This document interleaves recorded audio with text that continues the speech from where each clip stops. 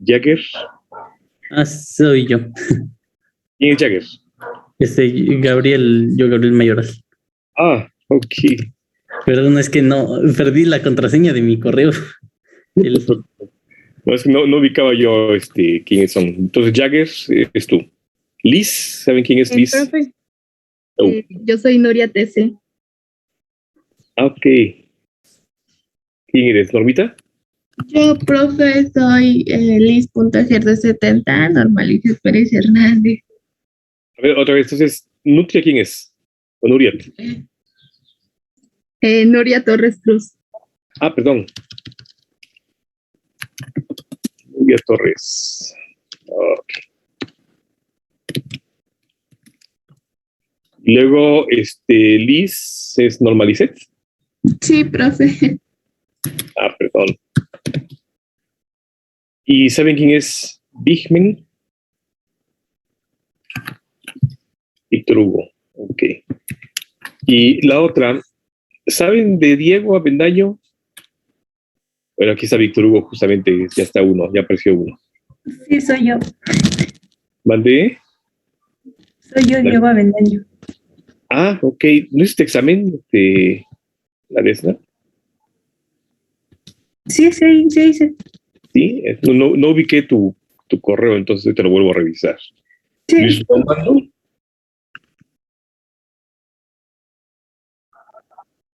Ella no, ok. Y Paola o Norma, bueno, Norma ya apareció, pero de mí no cierto, Norma ya apareció, cierto. Pues nada más me faltaría saber de Paola. Luis Normanto ya se dio de baja, ¿no? O algo pasó con él. ¿Y Paola?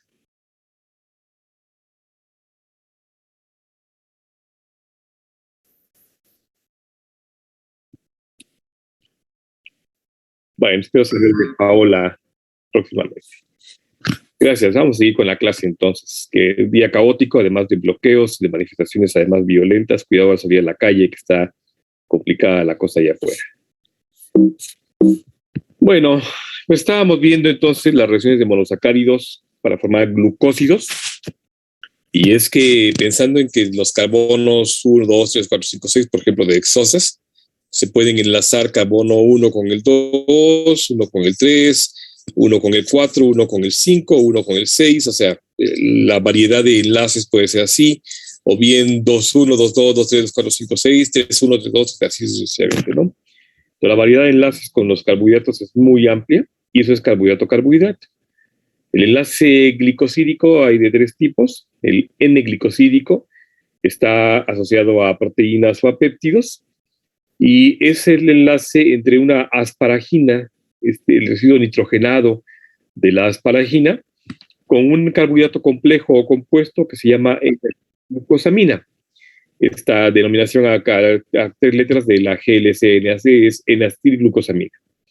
Entonces, esta N-acetilglucosamina es un carbohidrato complejo, compuesto, es una glucosa que tiene un N-acetilo en el carbono 2 y que hace un enlace N-glicosídico cediendo su oxidilo del carbono 1 anomérico con el hidrógeno, el nitrógeno de la asparagina. Y en consecuencia, esta liberación de la molécula de agua hace que se establezca un puente nitrogenado entre el nitrógeno de la asparagina con el carbohidrato, y por eso se llama N-glicosídico, porque lo hace con el grupo nitrogenado de la asparagina, ¿de acuerdo? Ese enlace N-glicosídico, insisto, está presente en péptidos o proteínas y obedece a una secuencia de carbohidratos que va así, de asparagina, X, donde X es cualquier otro aminoácido, serina o teonina en esa secuencia. Pero es a la asparagina a la que se une, ¿de acuerdo? A través de un enlace nitrogenado de la cadena radical del aminoácido asparagina. El otro, el O-glicosídico, es igual, está presente en proteínas, péptidos, pero también en unión carbohidrato-carbohidrato. Y en consecuencia es una N-acetil, pero ahora una galactosamina. Esta es una galactosa compleja o compuesta que tiene igual un grupo aminado, N-acetilgalactosamina, que se une a través de enlace oxígeno de una serina o una treonina. La región radical de la serina o treonina pegan entonces esta N-acetilgalactosamina a través de un oxígeno, o sea, el oxidilo, es el que hace la función ahora de un puente de oxígeno, pues se llama O-glicosídico. Ahora, es mucho más complejo que esto, y no me voy a detener en esto porque tampoco es una clase de glicobiología. La mayor cantidad de enlaces oglicosídicos ocurren a través de la N-acetilgalactosamina, pero está escrito que se puede unir la glucosa, manosa, fucosa, N-acetilglucosamina, manosa, en fin, es mucho más variada la cantidad de carbohidratos que se pueden unir a través de este enlace O-glicosídico, ¿de acuerdo? Lo importante es que está presente en proteínas, péptidos u otras moléculas, inclusive carbohidrato, ¿de acuerdo? Y cuando se trata de proteínas y péptidos, es a través de una serina o una treonina. Ya algo de eso había mencionado cuando vimos aminoácidos, que dijimos que eran los blancos de glicosilación, ¿se acuerdan? Para la O-glicosilación, la serina y la treonina, que compartían esa semejanza. Y aquí está, por ejemplo, la unión de una alfa, hidroxilo hacia abajo, D, que está el alcohol secundario hacia arriba, glucosa en la forma de pirano, por eso es una alfa D glucopiranosa, que se une a una alfa con el carbono secundario, el alcohol secundario pirano hacia abajo, D con el alcohol secundario hacia arriba, el fructo, que es una fructosa y en forma furanosa, y entonces la deshidratación de estas dos moléculas lleva a cabo este enlace entre el carbono 1, con el carbono 1, así, ese sí está volteada esta estructura, de la glucosa con la fructosa. En consecuencia, este enlace ahora de oxígeno, entre el oxidilo de este con el oxidilo de este, liberando el hidrógeno de uno con el oxidilo del otro para formar H2O, hace un enlace de un puente de oxígeno, ¿de acuerdo? Y este puente de oxígeno ahora es un enlace O-glicosídico porque es un oxígeno. Este enlace O-glicosídico entre dos monosacáridos, dos carbohidratos únicos, hace entonces que se dé lugar a la sacarosa o azúcar de mesa, ¿de acuerdo? Entonces puede ser enlaces O-glicosídicos, proteína, carbohidrato, péptido, carbohidrato, o bien carbohidrato, carbohidrato, como este ejemplo, formando disacáridos u oligosacáridos, ¿de acuerdo? Hay dos cosas muy importantes. Aquí está un enlace O-glicosídico entre una vainillina, un derivado lipídico que tiene aroma, color, ocre, sabor un poquito amargo, que es la vainilla, y un carbohidrato, por ejemplo, la beta-D-glucopiranosa. Y entonces, como es beta, estaba el oxidilo hacia arriba. Al unirse este oxidilo de la glucopiranosa con la región hidrógeno de la vainillina, hace este puente de oxígeno también. Es un enlace O-glicosídico, pero como ahora es un derivado lipídico, la vainillina, este derivado lipídico, con un carbohidrato, hay dos partes importantes que hay que reconocer. La parte carbohidrato, que se llama glicana o glicano, y la parte no carbohidrato, que se llama aglicona. Es decir, los enlaces O-glicosídicos pueden dar lugar, u otros tipos de enlaces pueden dar lugar a la formación de moléculas híbridas entre carbohidratos con otra cosa. Carbohidrato proteína, carbohidrato péptido, carbohidrato nucleótido. La parte no carbohidrato, la parte no sacarídica se llama glicona y la parte de carbohidrato se llama glicana o glicano, ¿de acuerdo? Y entonces estas dos partes que son las partes anatómicas pues de esta nueva molécula que se va a llamar glicoconjugado, son las dos partes estructurales entre la región carbohidrato y la región no carbohidrato. ¿Sí queda claro, chicos? Sí, doctor. Aquí está otro, gracias, aquí está otro enlace O-glicosídico. Vean ustedes, con un esterol, como el colesterol u otros esteroles. En este caso se llama digoxina. Es un glucósido cardíaco. Y entonces la región lipídica, que está anclada a la membrana del coral del miocito, y la membrana del miocito, contiene una secuencia de carbohidratos que está anclada por el enlace O-glicosídico igual. El oxidilo es un enlace beta anomérico. El oxidilo del carbohidrato se pega a un hidrógeno de la región esterol, la porción aglicona, y es la porción glicana o glicano. Entonces, al establecer este puente de enlace entre un oxígeno, es un enlace O-glicosídico, ¿de acuerdo? Me vas a estar los enlaces C-glicosídicos porque es mucho más complejo y no viene al caso. Lo interesante nada más es que el C-glicosídico se hace con un triptofano, entonces es una manosilación del triptofano, la manosa se une al triptofano, ¿de acuerdo? Más importante que los enlaces O-N o C-glicosídicos es que forman esos complejos de glicoproteínas, ¿de acuerdo? O glicoconjugados. Glicolípidos, glicoproteínas o glicopéptidos daría lugar entonces a glicoconjugados igual que los gliconucleótidos. Siempre decimos glico con GLI, asumiendo un término muy genérico. Es correcto decir glucolípidos o glucoproteínas. Pero si decimos gluco, se entiende que es glucosa. Igual que decir manolípidos o galactolípidos, entonces es mejor decir glico como un genérico, ¿de acuerdo? Sin embargo, el otro también es correcto. Y entonces estos glicoconjugados, que son, vean ustedes, aquí está una membrana celular, como nos la han enseñado desde el bachillerato o la secundaria, como está nuestra membrana celular. Aquí está una proteína integral con una región de aminoácidos seguramente hidrofóbicos intermembranales, hidrofílicos en la región citoplasmática y la región extracelular. Y vean cómo tiene adornos de estas secuencias de carbohidratos, son esos choricitos, que son finalmente los glicoconjugados. O sea, esta es una glicoproteína con la porción glicana aquí y la porción aglicona, la proteína. Una gran proteína integral también, que tiene también carbohidratos, perdón, formando glicoproteínas. Y aquí están inclusive algunos lípidos, ¿no? Esteroles con lípidos, fosfolípidos con lípidos, formando entonces glicoconjugados lipídicos, glicolípidos, ¿de acuerdo? Entonces la variedad de estructuras que podemos ver de glicoconjugados es muy amplia, no solamente anclados a la membrana, sino también en proteínas o en lípidos solubles, ¿de acuerdo? Y es muy variada la actividad que tienen, vamos a hablar después de eso. Aquí estaría una glicoproteína, la región glicoproteína como tal. Esas secuencias son los carbohidratos, lo que se nos destaca son los carbohidratos, estas estructuras que tienen forma hexagonal es la representación de los carbohidratos. Entonces la porción glicana unida a una glicoproteína que en conjunto son un glicoconjugado y en consecuencia están formando esas estructuras muy, muy complejas, ¿no? Que lo mismo harían aquí en fosfolípidos, formando entonces glicolípidos como tal, ¿de acuerdo? Algo interesante es que nos han enseñado que en la membrana celular, es decir, esto que se llama el glicocálix, se parece más bien a un orangután bebé, ¿no? Así como con sus pelitos ralos y su cabeza casi calva, ¿no? Es decir, esta imagen de un orangután bebé se parece mucho a esta imagen del glicocálix que nos han enseñado de tiempos muy, muy antiguos, o sea, desde nuestros inicios de nuestra secundaria, al bachillerato, cómo está el glicocálix de la membrana celular, ¿no? Pero no hay nada más mentiroso que eso, porque les presento aquí, por ejemplo, la superficie de microvellosidades intestinales. Esto que están viendo ustedes acá, lo que estoy marcando con el puntero, son las microvellosidades en la superficie de todo esto que es una célula, ¿de acuerdo? Esa es una célula de un enterocito, como tal, todo eso que está acá. Esa es la superficie, el borde de cepillo del enterocito que tiene microvellosidades. Y todo esto que estoy marcando acá en el puntero que dice glicocálix, justamente son los carbohidratos. Así es que nada que ver con la imagen que nos han representado de carbohidratos aislados, una superficie celular que se ve muy escasa de carbohidratos, es sumamente denso, ¿no? Un acercamiento, vean ustedes, aquí está la microvellosidad, y todo eso que está aquí marcado con la flecha y que estoy marcando con el puntero, es justamente los glicolípidos, los glicoconjugados, perdón, que están anclados aquí a la membrana, tanto a glicolípidos como glicoproteínas.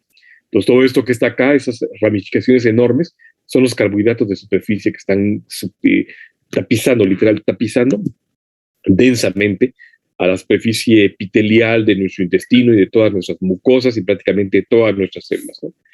De tal suerte que si pudiésemos ver solamente, fíjense, una de esas proteínas, por ejemplo, esa que estoy marcando, una sola de las proteínas, veríamos que está anclada a una mucina, una proteína, por ejemplo, que se llama mucina, que está anclada a la membrana celular y que en consecuencia a partir de ella se hace un enlace glicosídico muy extenso. Todo esto que está en moradito es la proteína como tal, la proteína mucina, y todo lo que está en color naranja es de la porción glicana, es decir, los carbohidratos.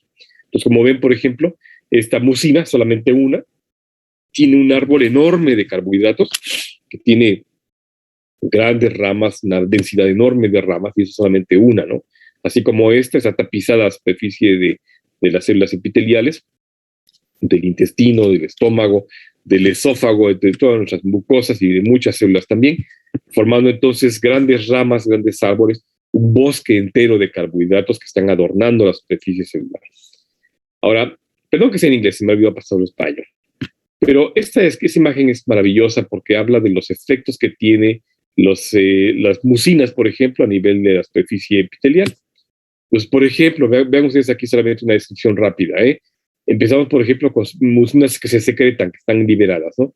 Y también controlan el ambiente de tal manera que hacen una asociación entre mucinas de una célula con mucinas de otra, y en consecuencia hacen una interacción carbohidrato-carbohidrato, carbohidrato-proteína, para comunicarse, decir cómo están en contacto con la otra, qué está pasando con ellas, igual con células inmunológicas.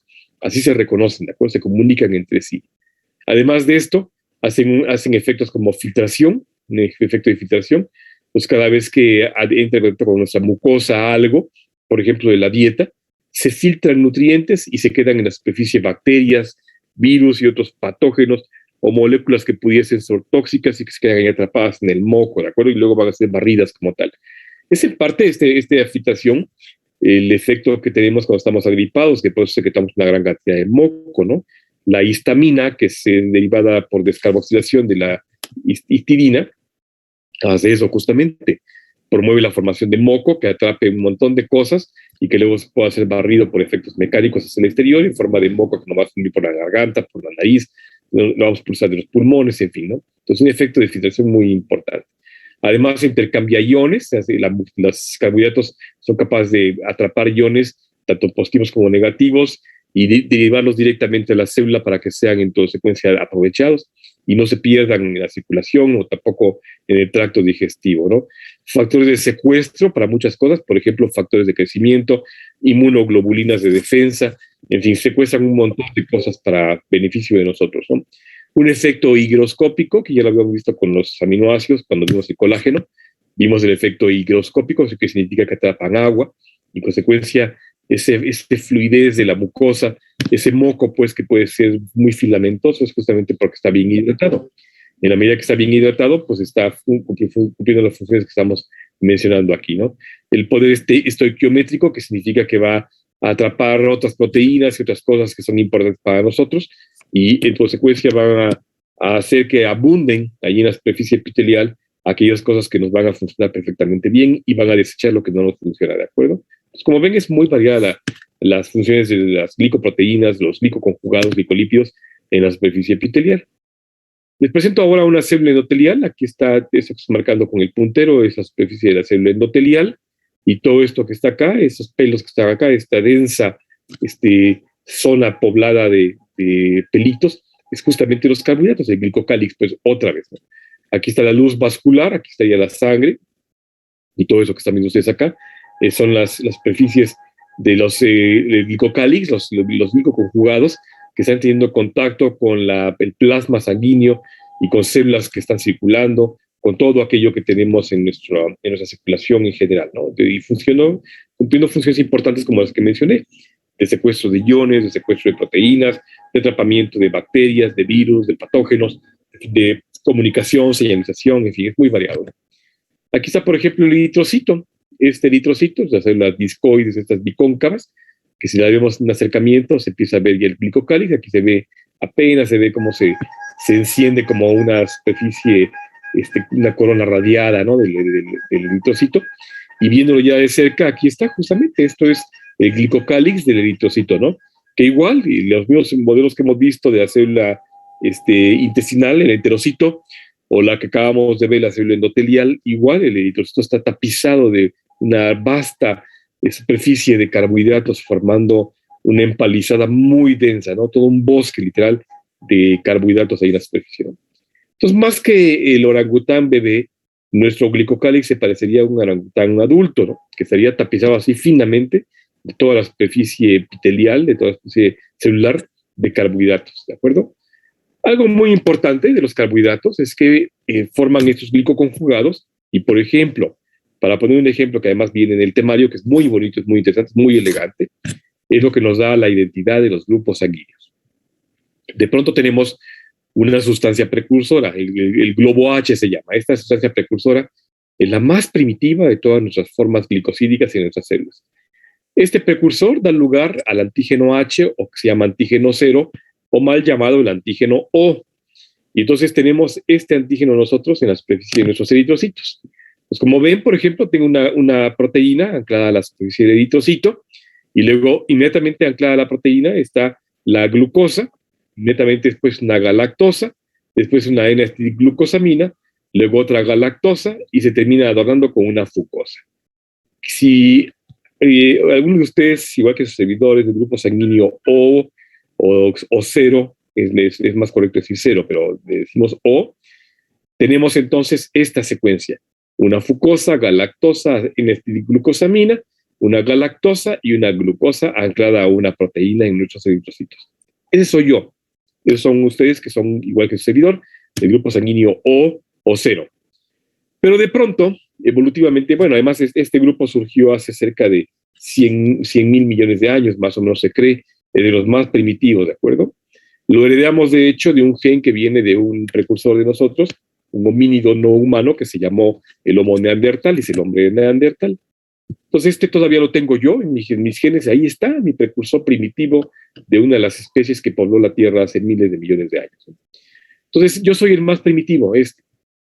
A partir de nosotros, los primitivos, surgen nuevos grupos sanguíneos como el Homo sapiens.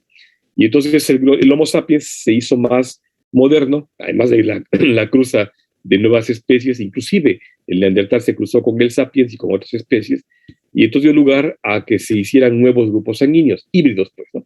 Entonces vean ustedes cómo la misma estructura del grupo 0 u O, pero ahora se adorna con una N-acetilgalactosamina.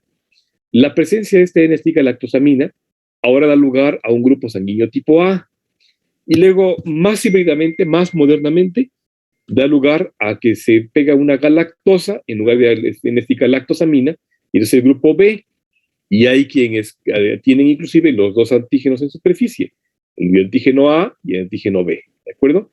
De tal suerte que así evolutivamente estos son los más primitivos, este es el Homo sapiens más moderno, y estos últimos son los más modernos todavía, de apenas unos 10.000 años se creo, o 20.000 años cuando más, el grupo B. El grupo AB se cree que es mucho más reciente, cerca de 10 o 15.000 años. Entonces, como ven, conforme ha avanzado la evolución de las especies y en consecuencia la diversidad de las mezclas génicas que hemos tenido, ha dado lugar también a nuevas formas de antigenicidad. De tal manera que esto nos da una identidad celular. Cada vez que yo soy grupo sanguíneo O y estoy enviando, por ejemplo, la señal de esta secuencia de carbohidratos. ¿Se acuerdan cuando nos conocimos al principio del curso que dijimos que los carbohidratos, pero las macromoléculas eran informacionales? Pues aquí está, justamente llevan un mensaje cifrado, igual que los nucleótidos que ya conocimos, y ese mensaje cifrado está diciendo quién eres, cómo eres, qué tan primitivo eres, qué tan cercano eres a otro sujeto, ¿de acuerdo? Lo interesante es que cuando hablamos de antígenos de superficie, se va a dar lugar entonces a un reconocimiento normal y de identidad o anormal. Y entonces, como todo, se reconoce lo que no es, se reconoce lo que está. No sé, a ver, ustedes me dirán de la lista quién no está ahorita en clase. Estamos 17 presentes. ¿Quién no está en clase? A ver si ubican a alguien. Está Diego, Fernando, Gaby, Jocelyn Lomelí, José Luis, Juan Carlos, Kenia, María Fernanda, María Soledad, Noemí, Norma, Nuria, Yulisa y Sofía. Ok, ¿ya vieron que está Primitivo? ¿O Omar? ¿Omar sí está? No, ¿verdad? No está Omar. No está Omar. Bueno, por ejemplo. No está. ¿Ya vieron que está Omar? No está. Se reconoce lo que está, no lo que no está. ¿De acuerdo? Así es que si yo voy buscando a un Omar y no encuentro un Omar, no hay ninguna reacción, porque pues, no lo encontré. En cambio, voy buscando a José Luis y de pronto aquí lo tengo frente a mí con su gorra roja. Entonces, como lo está, lo reconozco. Si es un reconocimiento normal, voy a decirle, ¿qué onda, José Luis? ¿Cómo estás? ¿De acuerdo? Si es un reconocimiento anormal, inmediatamente lo voy a bloquear y lo voy a sacar de la sala de reunión. ¿De acuerdo? Entonces, como ven, se reconoce lo que está, no lo que no está. Y entonces, partiendo de este principio, significa que yo reconoceré, yo que soy O positivo, o yo voy a reconocer la presencia de esta secuencia. En consecuencia, la diferencia que hay conmigo de esta acetilgalactosamina. La presencia de esta acetilgalactosamina me dice, cuidado, este es alguien que no conoces, es alguien que no pertenece a ti, porque tiene un carbohidrato que no es como los tuyos. En consecuencia, yo voy a destruir a los grupos sanguíneos A que entren a mi cuerpo, igual los B o los AB. ¿De acuerdo? Un grupo A reconocería como extraño a un grupo B porque tiene una galactosa en lugar de N-acetilgalactosamina. En consecuencia, la reconoce como extraña y la destruye. El grupo AB no tiene ningún problema porque reconoce el A y reconoce el B como propios. Dice, pues te falta una secuencia, pero tienes una de las mías, ya sea el grupo A o el grupo B, ¿de acuerdo? Entonces no hay ningún problema. Pero vean ustedes, yo voy a destruir a aquellos que entren en mi cuerpo, estos. Pero yo le puedo dar mi sangre a cualquiera de ellos, porque en consecuencia se reconoce lo que está.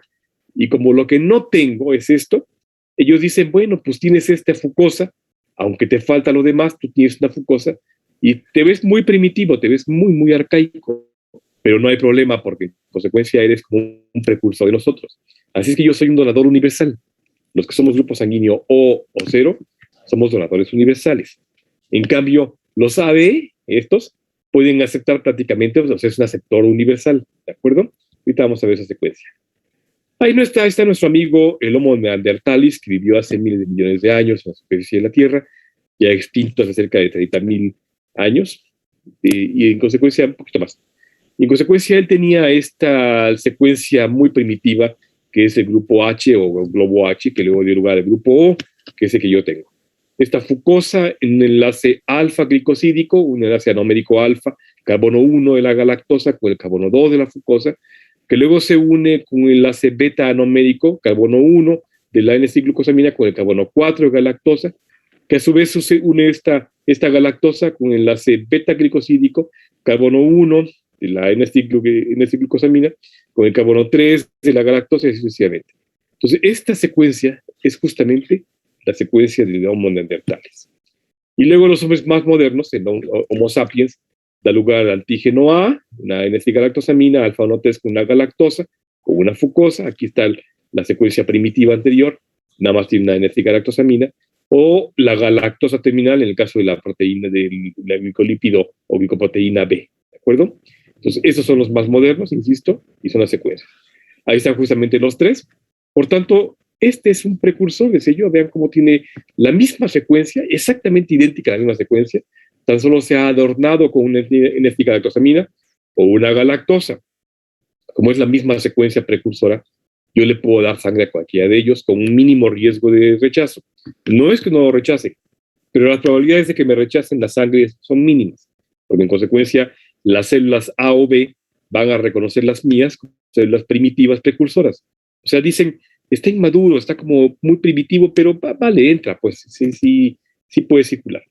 En cambio, si ustedes me dan sangre de tipo A o tipo B, mi sangre inmediatamente reconoce esta secuencia no normal en mí, y en consecuencia dice, no, es intolerante, eso no se puede tolerar. Así es que hay que destruir inmediatamente la célula invasora tipo A o tipo B y se da una hemólisis. Me inducen una reacción tipo alérgica, como con una hemólisis, ¿de acuerdo?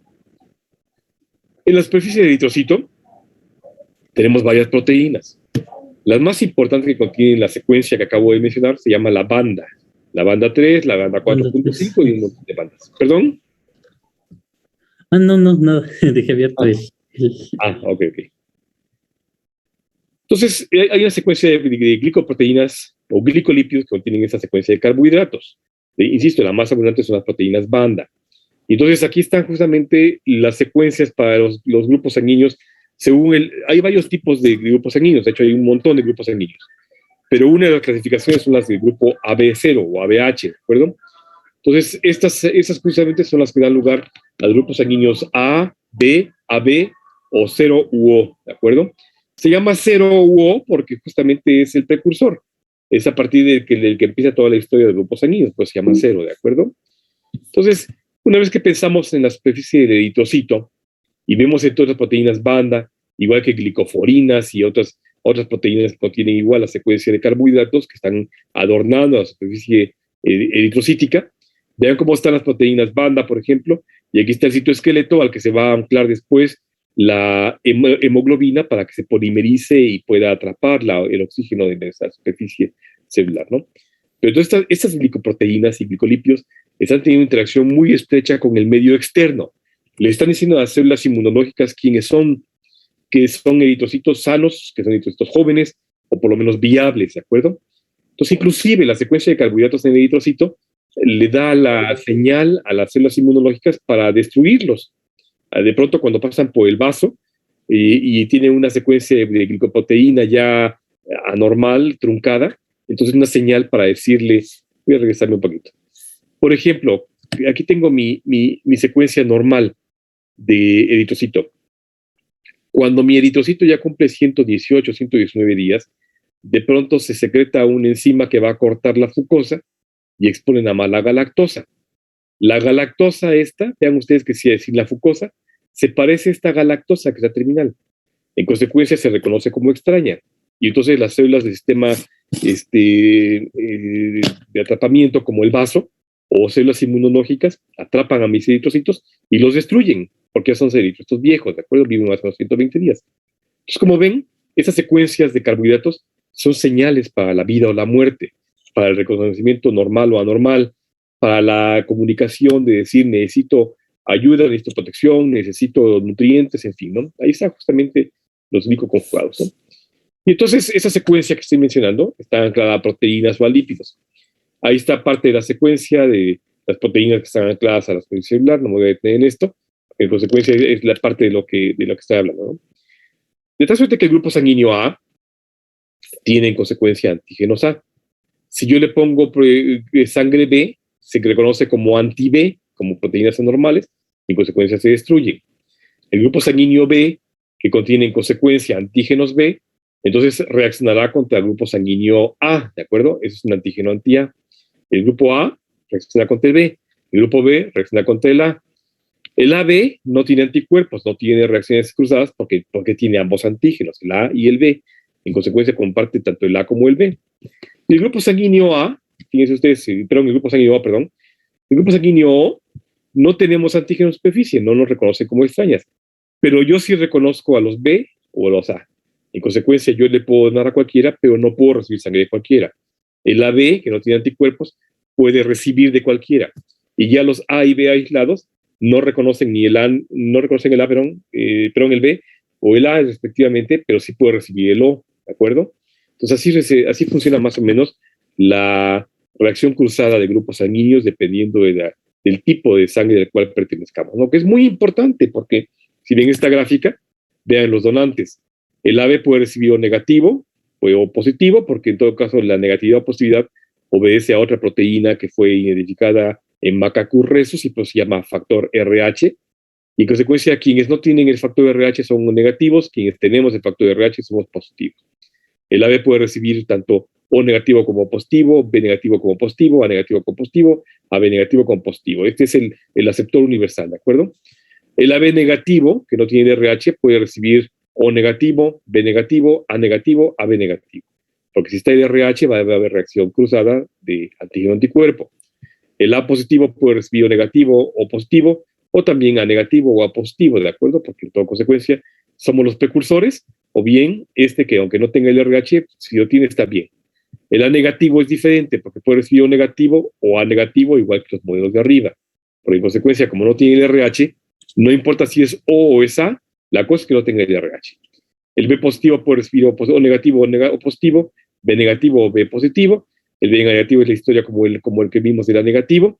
El O positivo, que soy yo, puedo recibir O negativo u O positivo. Yo solamente puedo recibir. Le puedo dar a todos. Si ven ustedes, yo estoy en todos, ¿de acuerdo? Vean ustedes, prácticamente todos. Pero yo no puedo recibir de cualquiera. Si alguien es O negativo, solamente puedo recibir O negativo, ¿de acuerdo? Ante emergencias, de repente se ha puesto sangre que no se debe, cuando no queda de otra, y la vida o la muerte no nos deja opción, entonces se puede poner sangre, pero el riesgo de que haya una reacción cruzada alérgica es muy alta, y en consecuencia preferimos no hacerlo, ¿de acuerdo? Es mejor que tengamos la certeza de que tenemos la sangre adecuada para el donante adecuado.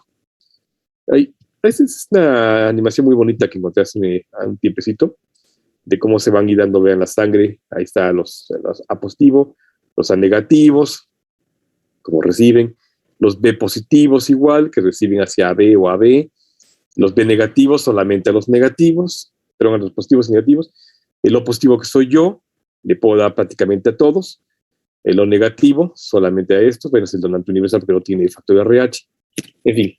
Entonces se va dando la secuencia en la que podemos ver cómo se puede dar sangre o no a algún tipo de donador en particular, ¿de acuerdo? No viene el caso ahorita de darlo. Ahora, no solamente la identificación como tal que se dio para la reacción antígeno-anticuerpo de identificación de grupo sanguíneo.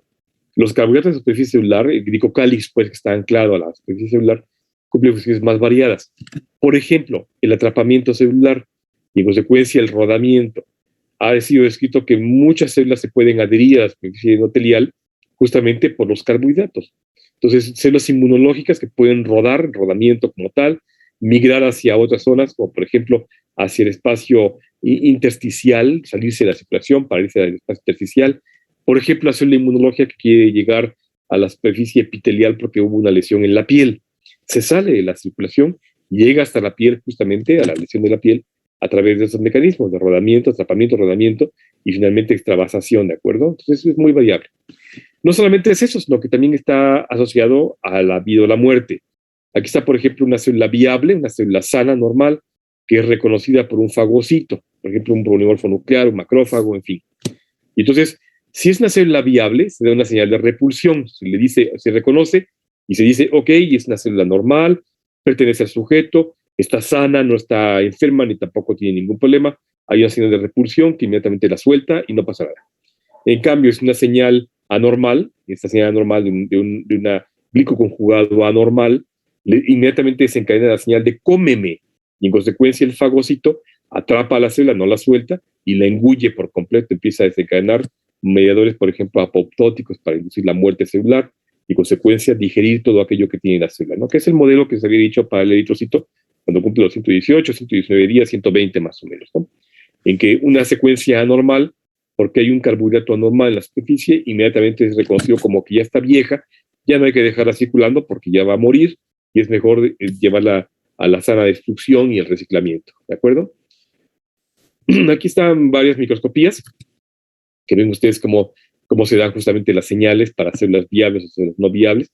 En cuanto se reconoce algo no viable, inmediatamente se desencadenan las señales para el atrapamiento y la deglución como tal. Son macrófagos, polimorfonucleares, células fagocíticas, que inmediatamente engullen a las células y las fagocitan como tal, ¿no? Las matan para liberarlas de la circulación. También los glicoconjugados son receptores para muchas cosas y lamentablemente muchos patógenos han aprendido a mimetizarse, a imitar la superficie de nuestras células. Es el caso, por ejemplo, del virus de la influenza, que se une a un N-glicano, un ácido ciálico de un N-glicano, ¿no? El virus de la influenza, aquí está el receptor para el virus de la influenza, que justamente se une a una superficie celular de nuestras células de la mucosa a través de un receptor que ellos han aprendido que se puede pegar como si fuera la llave de una cerradura, ¿de acuerdo? Me voy a estar esto. Justamente, hablando ahora hoy en día de la pandemia que nos aqueja, justamente el SARS-CoV-2, la proteína espicular de la SARS-CoV-2, justamente se une a una superficie proteica de unas proteínas en nuestro cuerpo a través de un glicoconjugado. La proteína espicular tiene carbohidratos. Y entonces, esos carbohidratos de superficie, creo que aquí están. Esos carbohidratos justamente son los que se van a unir aquí a través de receptores de proteína por una interacción proteína-carbohidrato. No solamente estabilizan a la proteína como tal los carbohidratos, la protegen del ataque de muchas cosas, sino que peor, son el receptor para muchas proteínas de nuestro cuerpo. Por ejemplo, la enzima convertidora de angiotensina, esa que ustedes conocieron cuando vimos el capítulo de agua, en el que la ECA, la enzima convertidora de angiotensina, convierte la angiotensina 1 en angiotensina 2, ¿se acuerdan? Bueno, esa proteína que está en el endotelio, en el corazón, en el pulmón, en muchas partes de nuestro cuerpo, lamentablemente es el receptor para la proteína espicular del coronavirus y en consecuencia esa secuencia de carbohidratos ha sido la que se reconoce como normal, así engañando a nuestro cuerpo, para poder entrar a las células epiteliales. Entonces aquí está justamente el análisis de la proteína espicular del SARS-CoV-2. SARS-CoV-2 es el virus que provoca el COVID. Y entonces justamente lo hace a través de una secuencia de carbohidratos. Aquí está la secuencia de carbohidratos ya bien identificada, que son estos tipos, ¿no? De diferentes tipos de carbohidratos que pueden tener interacción con el receptor específico ACE2 en la superficie epitelial de nuestro cuerpo para que el coronavirus pueda colonizarnos, ¿no? Y ahí está justamente la secuencia de carbohidratos que está presente. Vean cómo está ricamente adornado de carbohidratos la proteína espicular. Todo eso que ven ustedes acá son los carbohidratos que están adornando la superficie de la proteína espicular. Y entre otras cosas, el acceso a anticuerpos, vean ustedes, aquí está marcado de negro a rojo, entre más rojo, más accesibles están los anticuerpos. En parte ese es un problema que nos aqueja ahora, ¿no? Que si ven ustedes la accesibilidad de anticuerpos para reconocer la proteína, está íntimamente bloqueada por una gran cantidad de carbohidratos, ¿no? O sea, el glicocáliz de la proteína espicular protege en buena parte el reconocimiento inmunogénico del virus como tal. Por eso es que es importante que nos vacunemos, porque la vacuna le enseña a nuestro cuerpo, antes de que esté el virus, cómo está conformada esta proteína espicular. Y en consecuencia nos dé tiempo a formar anticuerpos que puedan tener acceso a la proteína cuando esté el virus presente. En fin. Entonces, ha sido también motivo de estudio para muchos virus como el VIH, que todavía sigue dando estragos en el mundo. A pesar de que han pasado décadas, todavía no logramos erradicarlo por completo, y aunque ya pasó a segundo plano, ya casi no vimos del VIH, sigue siendo un problema de salud mundial, igual que muchos virus que están dando problemas, ¿no? En el caso de anticuerpos, por ejemplo, aquí están viendo una inmunoglobulina, un anticuerpo. Hay carbohidratos acá que están anclados a la superficie de la proteína, o sea, son glicoproteínas, que estabilizan la estructura del anticuerpo y en consecuencia hacen que esta proteína funcione de forma adecuada. De tal manera que vean ustedes, los glicoconjugados no solamente son de reconocimiento, de mensaje, de señalización, de identificación, sino que además estabilizan la estructura de muchas proteínas o lípidos en la superficie epitelial, o proteínas solubles como esta que están libres, no están ancladas a nada, ¿no? Entonces aquí vean ustedes la secuencia de estructuras en los anticuerpos como tal. Aquí está, por ejemplo, una N-glucosamina, o sea, es un N-glicano, que está anclado a otra N-glucosamina, luego una manosa, 3 manosas, luego 2 N-glucosaminas y termina con galactosas, ¿no? Esa secuencia que está anclada a anticuerpos estabiliza la secuencia de los anticuerpos y una vez que se liberan como tal, entonces pueden funcionar de forma adecuada. Se ha descrito en muchas enfermedades autoinmunes que de pronto la pérdida o falla en la estructura de esos anticuerpos obedece también a la pérdida o falla de la estructura de los carbohidratos. Entonces, por eso es muy importante, porque estabilizan la estructura de la proteína y en consecuencia puede dar lugar a que se den enfermedades. Hay una historia bonita que les quiero contar ya para terminar la clase de hoy, justamente de un receptor que se llama HOR17-4, que está ubicado en nuestra nariz. Uno de los receptores nasales que tenemos allá en el bulbo olfatorio es este que está acá, el HOR17. Es una proteína que es específica para reconocer esta secuencia que se llama el burgional. Este burgional es una molécula lipídica volátil con aroma que la secreta esta floresta hermosa que se llama la Canvalia majalis, ¿de acuerdo? Y entonces, una vez que la florecita secreta su aroma y se hace volátil al ambiente, entra por nuestras fosas nasales y se enclava, literal, se pega al receptor HOR17-4 e inmediatamente nos evoca la memoria de decir, es la Canvalia. Igual que podíamos identificar a la lavanda o la menta, limón, en fin, un montón de moléculas volátiles, ¿de acuerdo? Pero me voy a enfocar en este burgional, porque curiosamente el burgional es una molécula que suele secretar también nuestras células como si fuera aroma. Y en consecuencia, tenemos aquí en el cuello del espermatozoide un receptor igualito al de nuestra nariz, el HOR17-4. Por tanto, reconoce un burgional. Este espermatozoide reconoce el burgional y cada vez que lo hace induce una señal de calcio para que pueda entonces moverse la cola del espermatozoide. Y más allá de eso, no solamente la mueve, lo dirige, de tal manera que el óvulo secreta una molécula parecida al burgional y el espermatozoide aquí en el cuello tiene el receptor específico.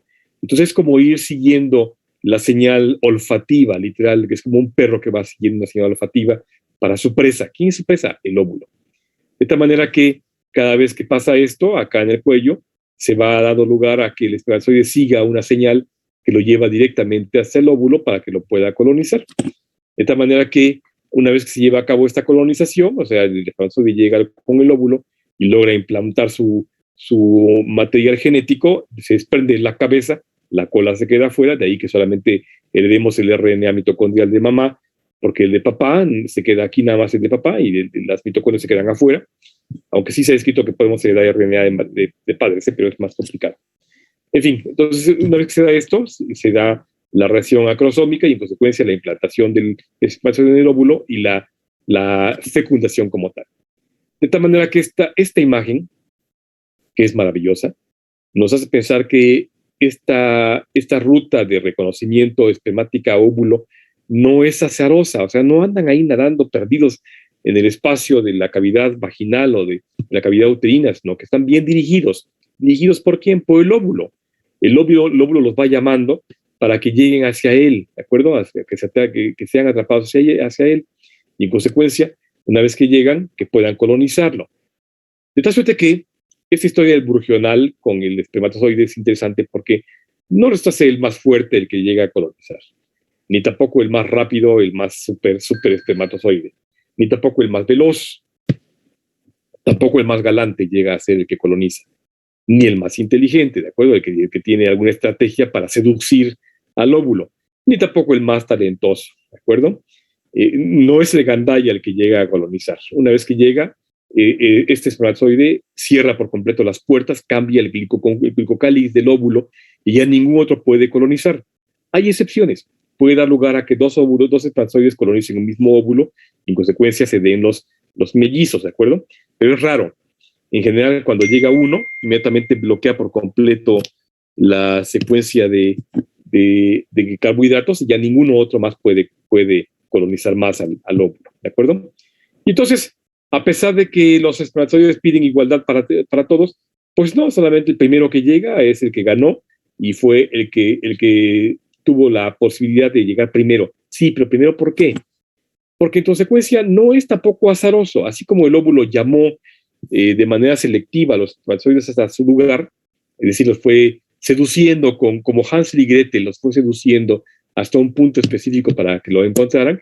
También el espermatozoide que llegó tenía una secuencia específica de carbohidratos que era la llave específica. O sea, no cualquier óvulo, pero no cualquier espermatozoide puede colonizar al óvulo. Aquí está la cabeza del espermatozoide, la región acrosomal, la región del ecuador del espermatozoide y la región posterior de la cabeza, ¿de acuerdo? Eso es lo que va a entrar como tal a la superficie del óvulo. Y justamente esa secuencia de carbohidratos es la que tiene esta cabeza del espermatozoide. Todo esto que ven en ustedes acá son los glicoconjugados de superficie del espermatozoide. Todo lo destaco porque dentro de todos estos, ya hace algunos años, 2011 específicamente, se descubrió que había uno en particular que se llama Cialil Lewis X, que está en la cabeza, en la región fundamentalmente acrosomal del espermatozoide. Ese Cialil Lewis X parece que es la llave para abrir la cerradura del óvulo. Y entonces pueden llegar 50, de hecho lo vimos acá, ¿no? Vimos acá, voy a regresar rápidamente. Vimos cómo llegan miles de espermatozoides de pronto a colonizar un solo óvulo, pero solamente uno tiene la llave específica. Ese que tenga la llave específica, una vez que logra entrar, cambia la secuencia de la superficie del óvulo y cierra la posibilidad de que otro más lo haga, ¿de acuerdo? Mañana vamos a platicar de otros modelos de conjugados, particularmente de infecciones. Por ejemplo, vamos a hablar de esta, que es el Helicobacter pylori, y cómo igual que el óvulo que seduce al espermatozoide y además el espermatozoide tiene una llave especial para entrar a los dominios del óvulo, vamos a ver cómo muchas bacterias utilizan también, igual que los virus, esas secuencias de carbohidratos para colonizarnos, infectarnos y hacer de las suyas, ¿de acuerdo? ¿Dudas, chicos, de los conjugados que acabamos de ver?